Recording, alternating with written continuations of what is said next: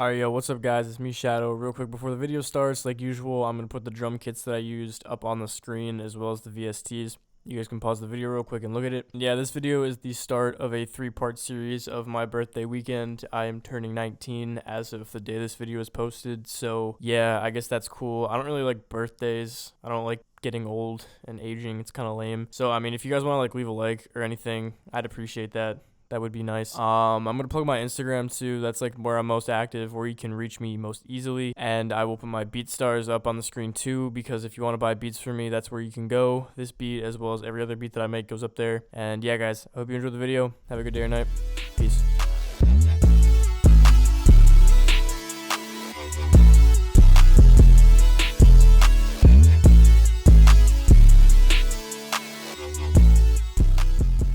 Alright, yo, what's up, guys? It's me, Shadow, back again for another tutorial video. This week we're going to be covering how to make a trippy red trip at night type beat. You know, this is nothing new, just like the rage type beats. I felt like it would be a good idea to make this tutorial because I'm pretty sure everyone is going to be wanting to know how to make these beats again. Yeah, so starting off, guys, we set the BPM to 145. This is a pretty like mid-range tempo for a lot of the trippy red type beats.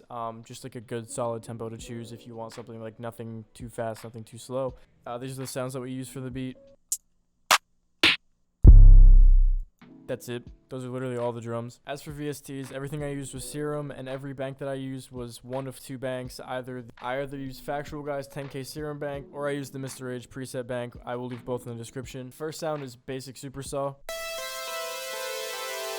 The next sound is Inertia Wobbler. This is actually in the default bass presets in Serum. Then I have TFG Pluck's Childhood. I have the wub sound effect. I have the Mr. Rage lead. I have the Mr. Rage sub, which I actually didn't use. Whoops. And then I have this pad, which sounds like this. So yeah, guys, those are all the sounds I use. I'm just gonna hop right into how I made the melody. So starting off, I have these chords, which are gonna sound like this.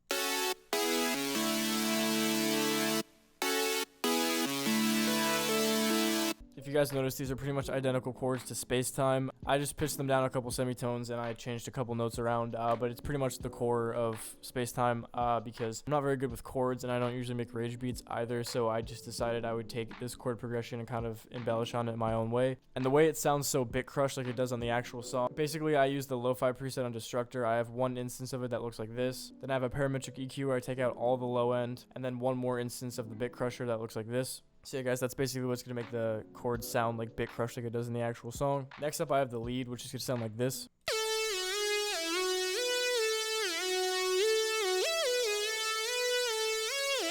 Again, as for how I made it, I literally just followed notes of the chord progression pretty much. Any notes that deviate from the chord progression are notes that were in the chord progression that I just raised up an octave, like this little E note right here. And I did a couple little, like, you know, rolls down and whatnot, but, you know, pretty basic Mr. Rage type of lead, and that's what the lead sounds like, no mixing or anything like that. Then I have this pad sound right here, which is just meant to layer and make the chords sound wider. It sounds like this.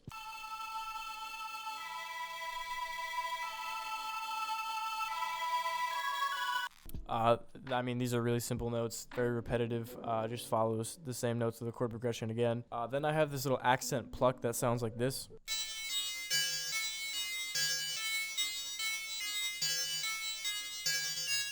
Yet again, follows the same notes of the chord progression, very basic, just 3 notes repeating over and over again. This is something that I like to do a lot, is I just take the highest note of each chord in the progression, I just loop it over again, and it kind of just sounds nice like this. Yeah, guys, that's actually the whole melody, so I'm just going to play you guys what the melody sounds like on its own.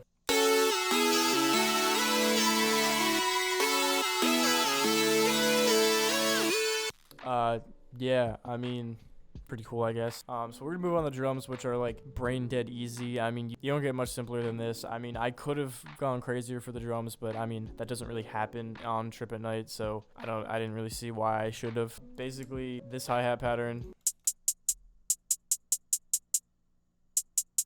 this clap pattern, the no lie snare, and this 808. The 808 is pretty much the only thing that I did that was like maybe a little special, but I'm gonna say this again. It's literally just following the notes of the chord progression. You can kind of do whatever you want when it comes to what order, what pitch, blah blah blah, but typically I just use notes that are in the chord progression. This is what the 808 pattern sounds like.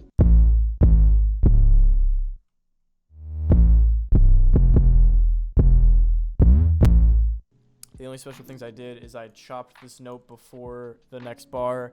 You know, I made the velocity kind of build up. It's like the reverse 808 effect. And then at the very end, I raised the 808 up an octave and slid it. And I made it slide, so it just does the cool slide thing. These are all the drums together. Like I said, it doesn't get much simpler than this.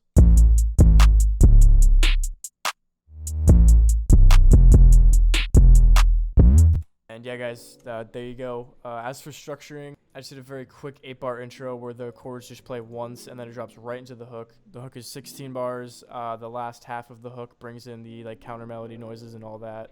Then we have a 16-bar verse where it's like I take a bunch of sounds out. I take the no-lie snare out. I take out the main lead. The main lead doesn't play at all in the verse. I EQ it a little bit so it does this effect. And then the bridge, which again is EQ'd, so it drops out and builds back up into the next hook. The next hook is literally the same as the first hook, and then the outro for the beat is just the verse over again, but I like EQ'd out and took the volume out, so it just kind of, you know, glides out.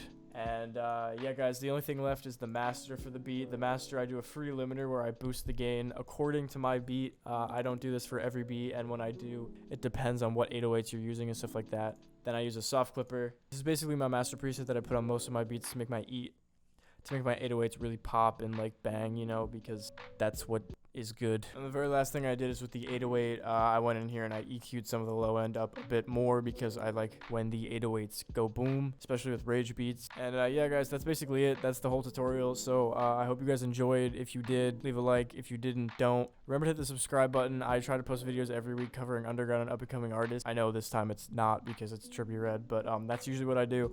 So yeah, guys, I hope you enjoyed the video. Have a good day or night. Peace.